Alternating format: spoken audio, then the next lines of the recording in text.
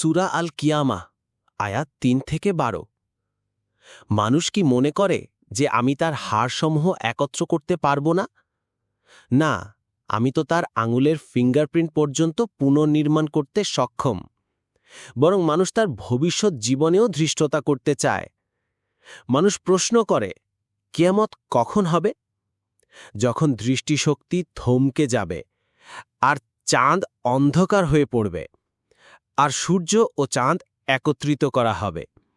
সেদিন মানুষ বলবে, পালানোর জায়গা কোথায়? না, কোথাও আশ্রয়স্থল নেই। আপনার পালনকর্তার কাছেই সেদিন ঠাঁই হবে।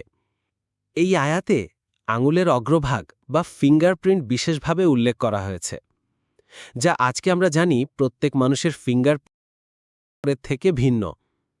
১৪০০ বছর আগে এমন তথ্য জানা মানুষের পক্ষে সম্ভব ছিল না, কিন্তু আল্লাহ তাআলা কোরআনে তা উল্লেখ করেছেন, যা আল কোরআনের এক অলৌকিক দিক। If you like, please comments.